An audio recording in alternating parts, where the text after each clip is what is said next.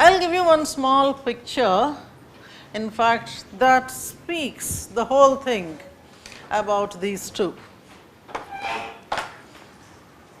What we mean by this is, if somebody is resorting to synchronic study, the thinker is trying to analyze culture or anything for that matter at one particular point of time alone. In fact, I should say this, that these are the terminologies that were used majorly by linguists. I mean, even postmodernism, neo-ethnography and synchronic diachronic studies, these are all the ones that the discipline had borrowed from the linguistics. In the study of linguistics, there is one topic called historical linguistics. So, when we go to linguistic anthropology, we would study the branches there like structural linguistics, historical linguistics, etc. In historical linguistics, there were two kinds of studying language. I mean, those of you who must have studied maybe the literature, I mean, even in UPSC syllabus, we have whichever literature subject we pick up. We have one subtopic there, evolution of that particular language. So, when you are trying to study the evolution of a language, you will look at, you will start examining right from the beginning of the alphabet. Many of us must have noticed in our own language, or in several languages for that matter, with the time several alphabets were dropped, several new alphabets must have emerged. Meaning, if something was falling out of use for a long time, you unnecessarily waste your time learning an additional letter. So, you are actually dropping those letters. So, finally, you come to one particular number. And this is an unending process. From time to time, we see that the number of letters are increasing or decreasing. And definitely vocabulary also improves with, I mean, based on the time at which you are living, based on the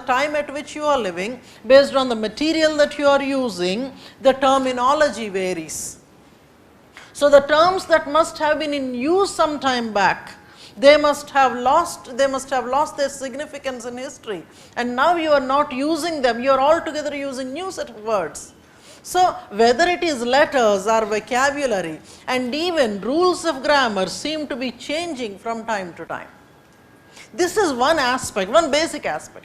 Apart from this, the way you write, maybe whether you are writing in poetry or prose, different kind of poetic representations, prose representations, I mean, these also are an aspect of study in literature. Now, borrowing that kind of an idea, they try to use it for the study of culture. I hope you are getting my point.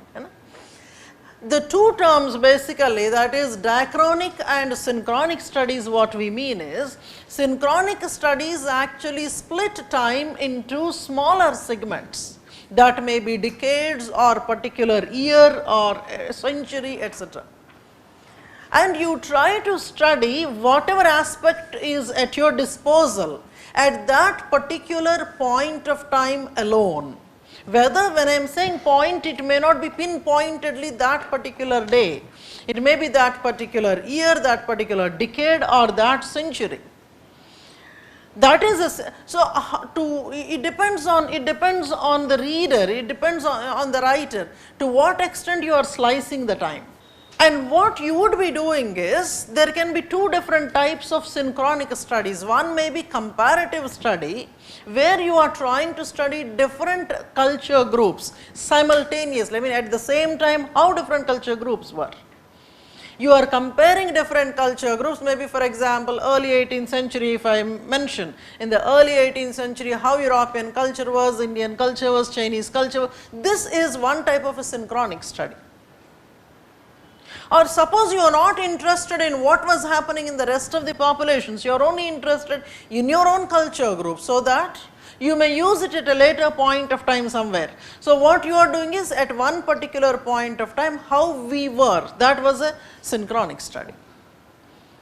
Are you there? Whereas diachronic study, it resorts to examining a phenomena all through the time, across historical times. You try to examine the phenomena across historical times. So, from when you begin, from what time you are concerned, that is a different issue.